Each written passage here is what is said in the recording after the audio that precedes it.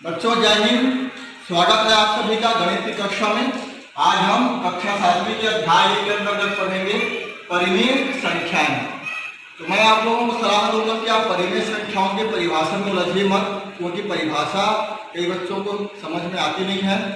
ये वैसा ही है जैसे हम साइकिल के बारे में कहते हैं द्विचक्र भूमि पर प्रगामी। ऐसा कहने से कठिन लगता है लेकिन साइकिल कहने सरल लगता है। ठीक वैसे ही इसकी जब हम परिभाषा में आते हैं तो परिभाषा दिया हुआ है परिमेय संख्या ऐसी संख्या है जिसे P/Q के रूप में लिखा जा सकता है जहां PQ पूर्णांक है तथा Q बराबर नहीं है शून्य के। अब ऐसी परिभाषा पढ़ने में बच्चों को परेशानी होती है और फिर समझ में नहीं आता। लेकिन यदि हम परिभाषा को ध्यान से देखें पढ़ें तो इसमें क्या लिखा, देखिए परिमेय संख्या एक ऐसी संख्या जिसे हम P/Q के रूप में लिख सकते हैं। इसका मतलब है कि हम सही बटे के रूप में लिख सकते हैं। सही बटे वाला जो आप संख्या है वो भिन्न में पहले से भी पढ़ चुके हैं। जैसे 3/4 एक परिमेय संख्या है। इसमें अंश क्या है 3, हर क्या है 4। अब देखिए तो बोला गया PQ पूर्णांक है, यानी कि जो अंश में लिखा जाएगा वो भी एक पूर्णांक संख्या होगी और हर में लिखा जाएगा वो भी एक पूर्णांक संख्या होगी। बस ध्यान इतना रखना है कि हर में शून्य नहीं आना चाहिए, यानी Q कभी भी शून्य के बराबर नहीं होना चाहिए।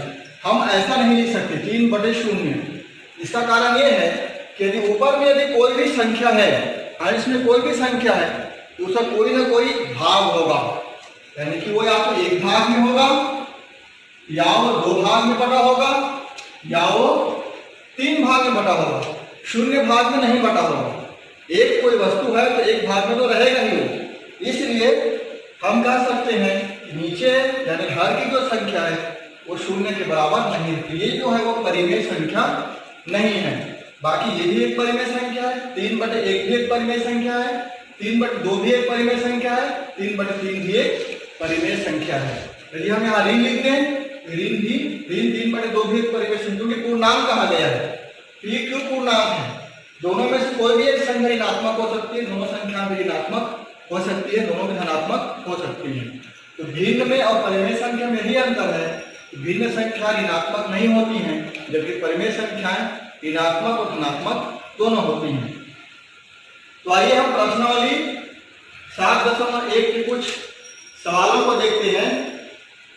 आप इस वीडियो को पूरा देखिएगा, क्योंकि इस पूरे वीडियो में एक एक करके बताएंगे कि परिमेय संख्याओं के कौन कौन से गुण हैं और हम प्रश्नावली को कैसे हल करेंगे। थोड़ी वीडियो लंबी हो सकती है लेकिन आप ध्यान से देखिएगा।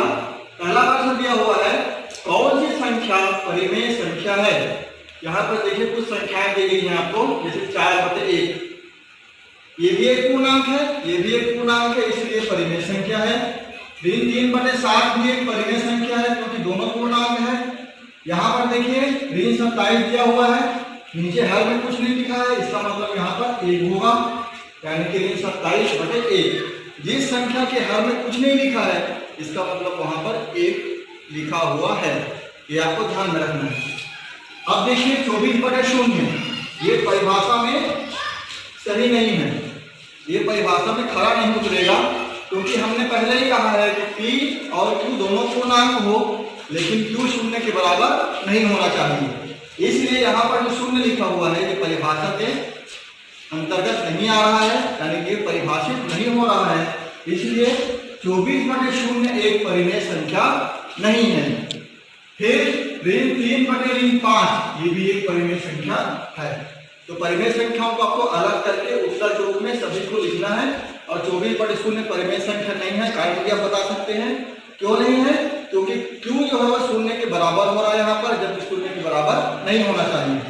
तो ये आपका प्रश्न 1 पूरा हल हो गया। आइए देखते हैं प्रश्न क्रमांक 2। इसमें लिखा है परिमेय संख्या के रूप में लिखिए। तो आपको संख्याएं दी गई है ऋण 38, 17, 0, 100 और 79। इसको परिमेय संख्या के रूप में कैसे लिखना है, जैसे हम यहाँ पर लिखे देखिए ऋण 27 को ऋण 27/1 आपको कुछ नहीं करना है, सबके बदले में 1 लिख देना है, क्योंकि प्रत्येक संख्याओं के नीचे कुछ नहीं तो 1 तो होता ही है। प्रत्येक संख्याओं के हर में एक होता है, इस बात को आपको ध्यान में रखना है। वो आपको दिखता नहीं है, उसी को दिखाना है यहाँ पर। देखिए ऋण 38 लिखा हुआ था, इसके बटे में हमने एक लिख दिया। 17 के बटे में हमने एक लिखा, शून्य के बटे में एक। ये परिभाषित है, ये एक परिमेय संख्या है, ध्यान रखिएगा। ऊपर शून्य हो सकता है, नीचे हर में शून्य नहीं होना चाहिए।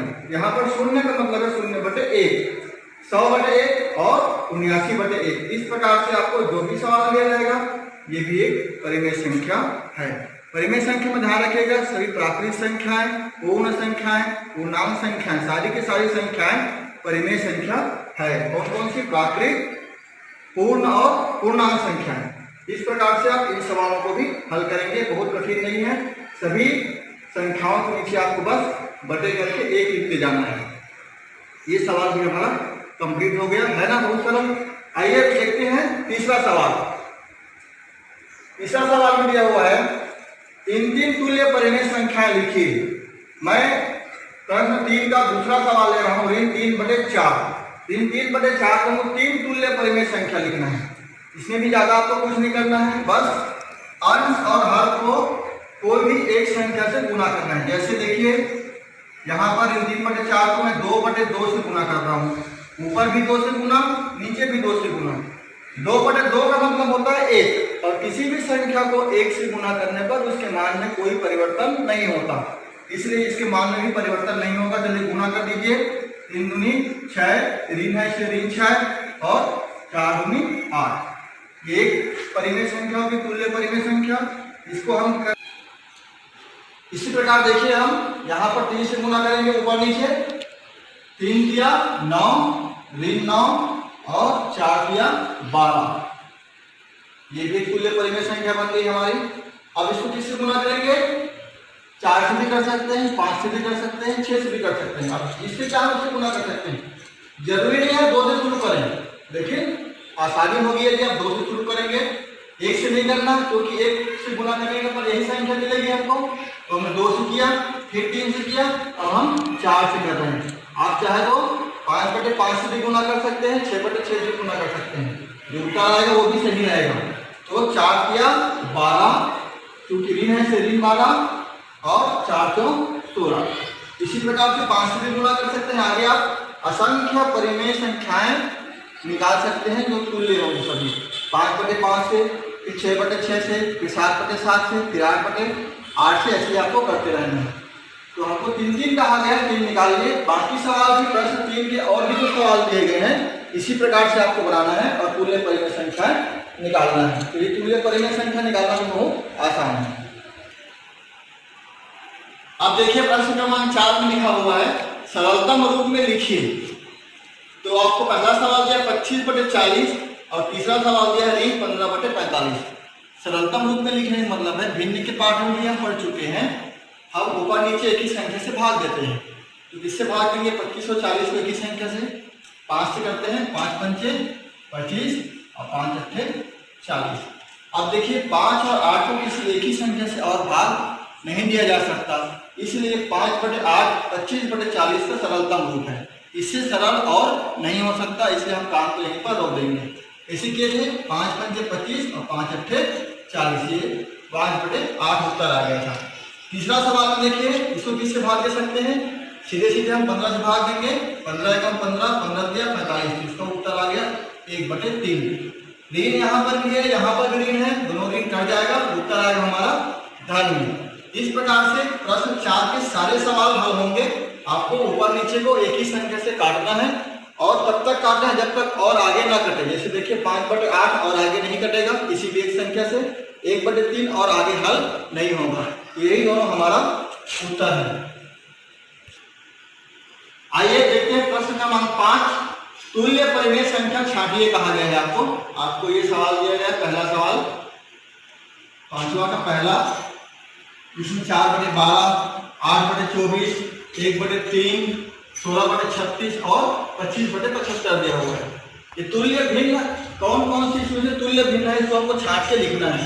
तो बनाएंगे कैसे? सबसे पहले तो हम इसको सरलतम रूप में लिख लेते हैं। जैसे इसको सरल करेंगे तो 4 से भाग देंगे ऊपर नीचे, ये हो जाएगा 4 एकम 4, 4 किया 12, ये हो जाएगा 1/3। फिर इसको भाग देंगे 8 से, 8 एकम 8, 8 से 24, ये भी हो जाएगा 1/3। 1/3 पहले से है, इसको लिख लेंगे 1/3।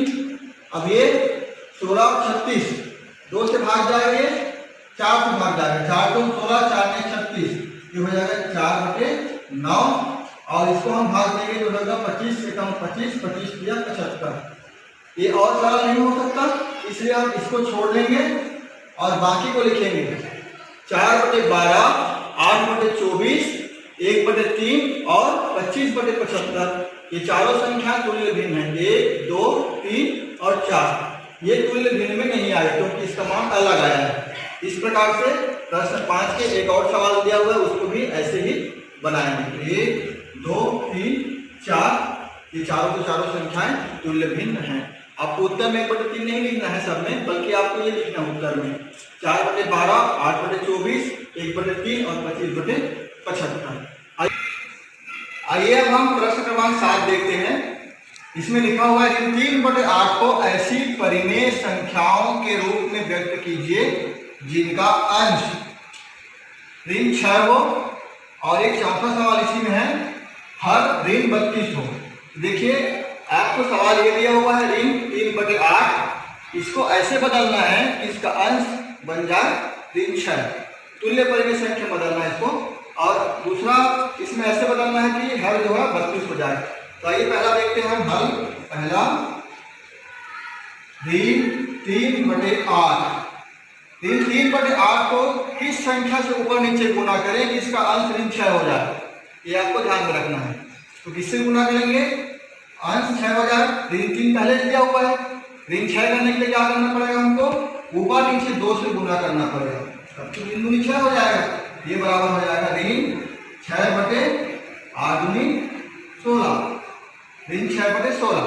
तो अंश बन गया ऋण 6 और हर बन गया 16, है यही संख्या। अब देखिए चौथा, हर कितना होना चाहिए बोल रहे हैं, ऋण 32। तो किससे गुना करेंगे, तो हर को 32 आएगा, 8 चौक 32, ऊपर नीचे 8 से गुना कर देते हैं, 4 से 3/8 गुना 4/4। लेकिन बोला गया ऋण 32 हो, इसलिए हम ऊपर नीचे ऋण 4 और ऋण 4 से गुना करेंगे।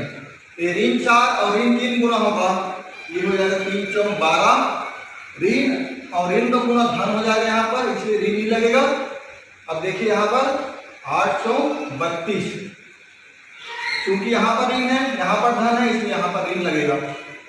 अब देखिए यहाँ पर अंश धनात्मक बन गया है और हर ऋणात्मक बन गया। हमें क्या चाहिए था, ऋण 32, तो हमने यहाँ पर ऋण 32 ले आया। कैसे ले आया, ऋण 4/4 से गुना करके।